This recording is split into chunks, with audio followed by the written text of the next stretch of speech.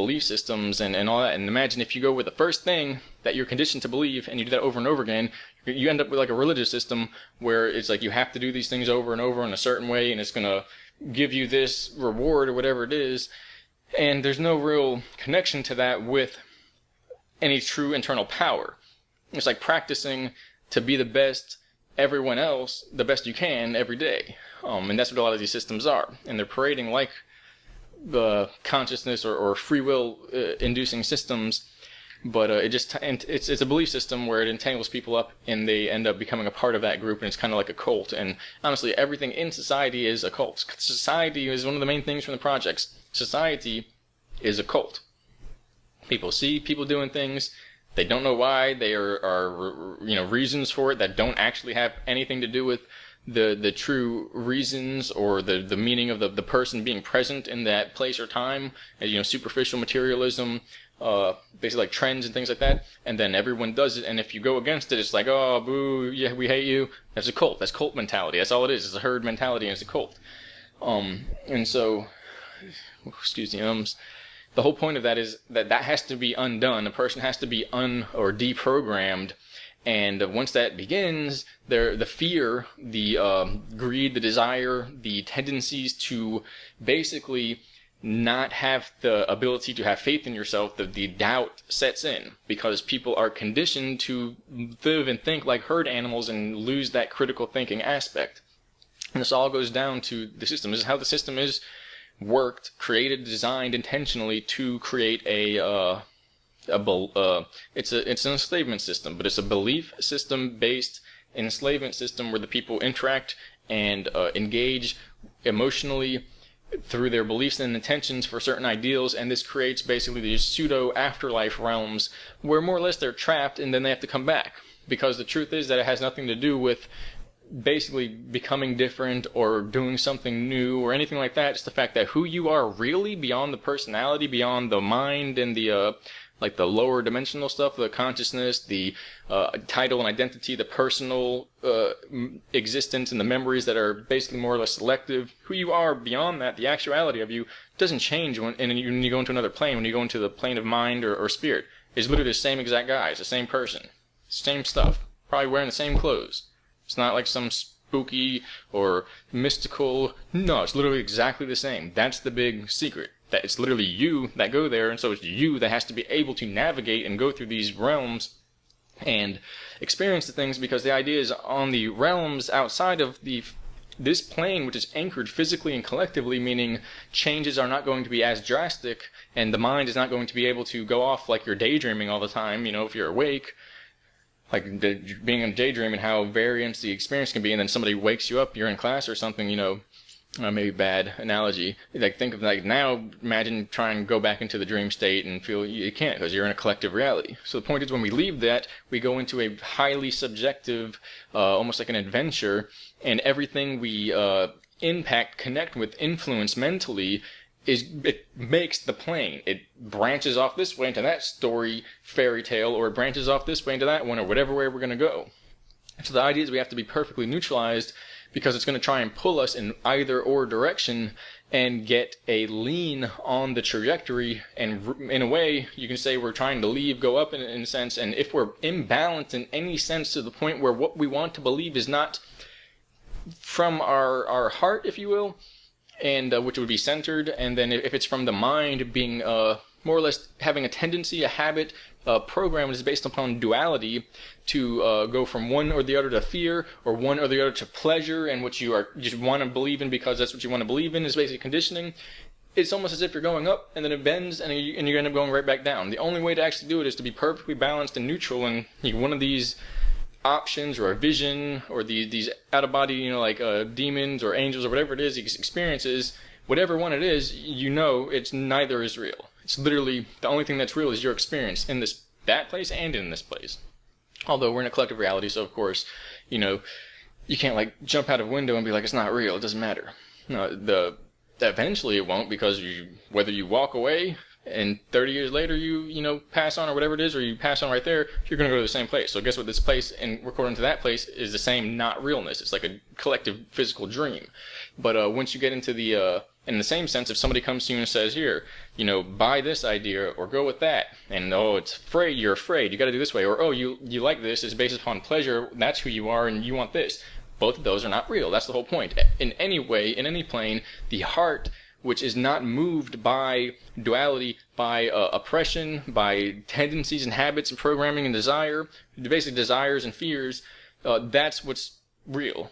If it's motivated by desires or fears, or social imprinting, or basically something external telling you it's not real. But the point is, it could be happening, but the you that goes on to believe this is what I want in life, this is what I'm doing, I'm enjoying this, is what I'm feeling. It's not like your enjoyment isn't real, but eventually it's short-lived if it's not based upon what you really want and what you really know. But the point is, the you that's feeling that is not real. It's a character. It's a mask you put on.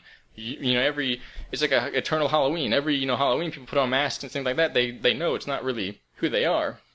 But imagine for a year or for a party or whatever it is, or for a time on Earth, people put on the mask and they forget that's not who they are. And that's the whole point. If we actually think that's who we are when we try to leave, we reappropriate our energies, our mind, with that world, that projection system, and people can't leave. And that's basically the gist of the situation. I explained it in a very weird way, but I know I have interesting followers, and followers isn't a good word. I have interesting listeners and viewers.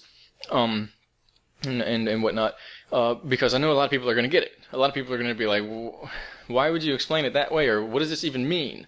But the point is, that's the gist of it, how we're in this place, and the situation, the problem is, we're wearing these temporary masks of personality from an eternal soul, or at least an immortal soul that leads to an eternal, higher dimensional, observer sense or self-awareness, and it got so bad in this 1,000-year Halloween party, whatever civilization is, that everyone forgot we're at a party wearing masks.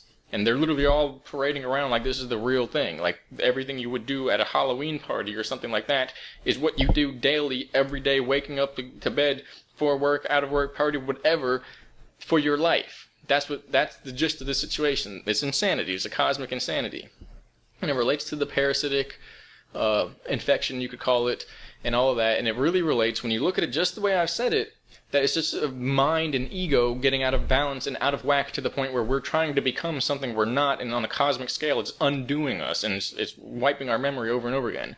Beyond the interdimensional realms of electroregulated craft and absorbing people's consciousness into these other states, and if somebody's actually doing that, or even if not people doing this in factions, but if other entities, or if it's just like the way rain and atmosphere cycles up around the system. I can't remember. There's a cycle that's called moisture cycle or something like that. Excuse me.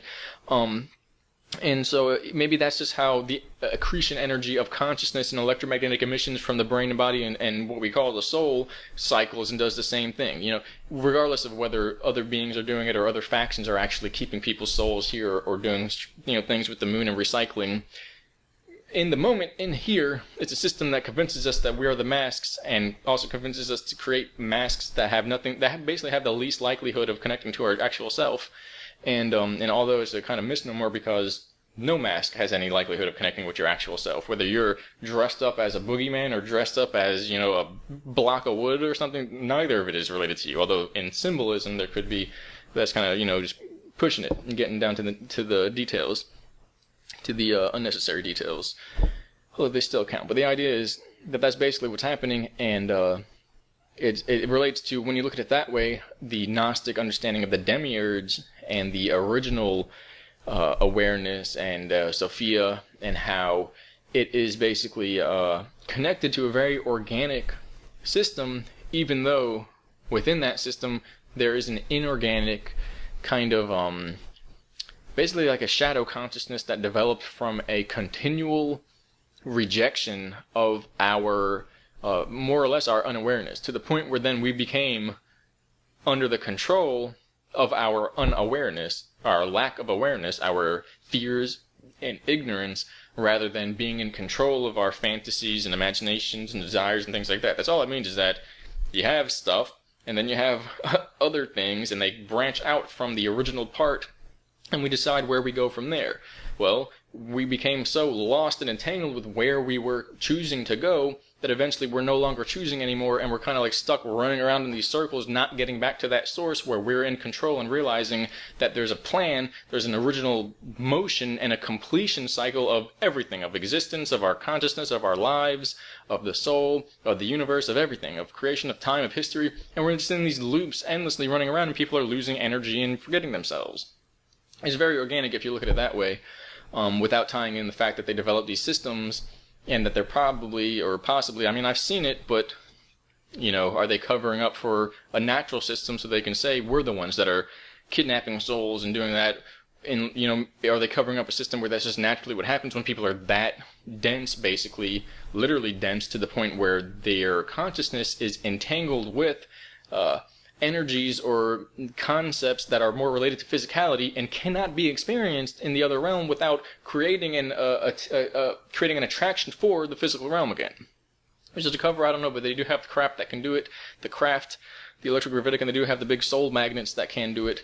And unless they put these stories back in time, which they did put stuff back in time, there are stories of these soul magnets and these grids and, you know, wheels, the cosmic or heavenly wheels, and the barrier, the grid between inner and outer space and all that stuff. It's all been talked about. It's all been done before. The question is whether we're going to be...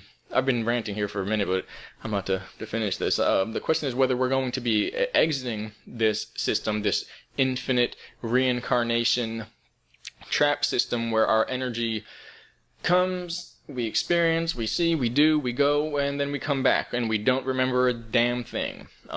You know, if we get better and better as we do that, good. If society is actually degrading, getting worse and worse, and our memories are getting worse and worse, and the likelihood that we'll make it out is getting worse and worse, then it's a trap system, and if we go that way, we're going to turn back into dust. We're going to, and from, you know, dust to dust, blah, blah, blah, that's what it's describing then, if that's what's going on. And it's something that's feeding on people through that.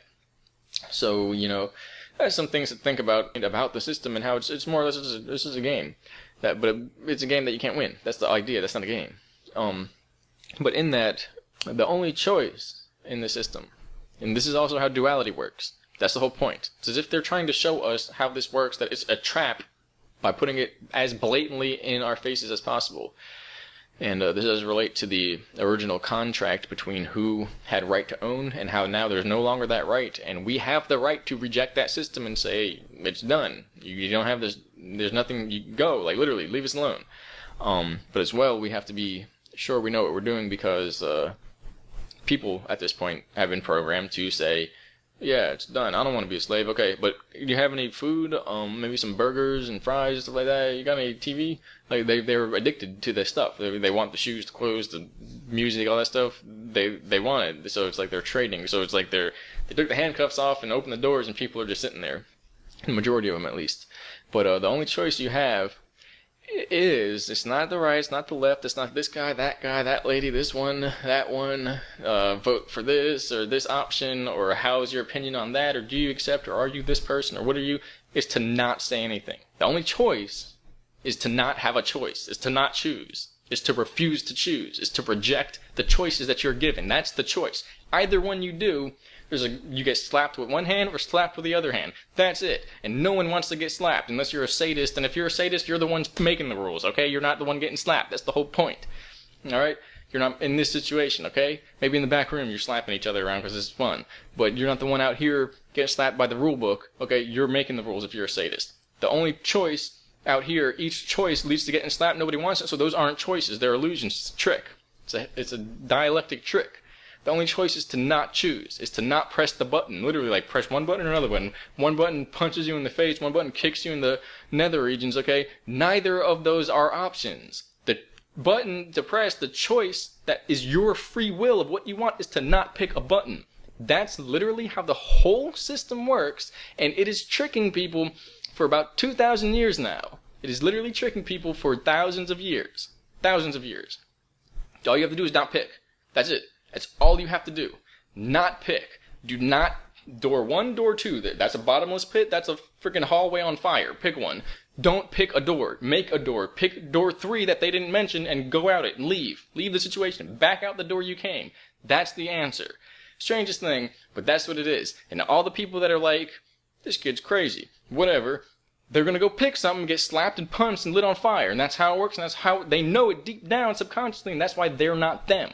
They're not the ones telling me they don't believe I'm crazy, whatever it is, you know what I'm saying? I'm not really talking about people saying I'm crazy, but that this idea of going against, not society, but against the grain is not acceptable, blah, blah, blah. They're not saying that. Something is saying that through them. That's the whole point that this is all about. And then ultimately, you know, if they leave this plane, they'll realize that they weren't in control and there's no them. And that's like that's how the afterlife thing got all entangled up with this. And it's really, really weird because it's basically like we're in a system that's designed for this, full of automatons or self-aware people. And the self-aware people are like, what's going on? And the automatons are like, this is great. Man, look over there. It's on fire and people are starving to death. Wow, this is wonderful. And so it's weird. It's creepy. It's freaky. And yeah, there are other planes, versions of Earths. And that was what we discussed. And but they can't let anybody that is from this plane there unless they denounce this place. If you don't denounce this system, then you like a spiritual enslavement, genetic degradation, eugenics, mind control, rape, sacrifice, molestation, war machine, soul-stealing, corruption-based, deception, fraudulent title, legal name system, then you support it. And if you support it, they're not going to let you over there. That's the whole point. You're not going to leave. You're not going to be able to leave on your own esteem, your own power, your own energy, and they're not going to sit there and give you a friggin' hand up so you can come do the same thing over there. It's about self-control, and everyone has to prove themselves. That's what this is all about.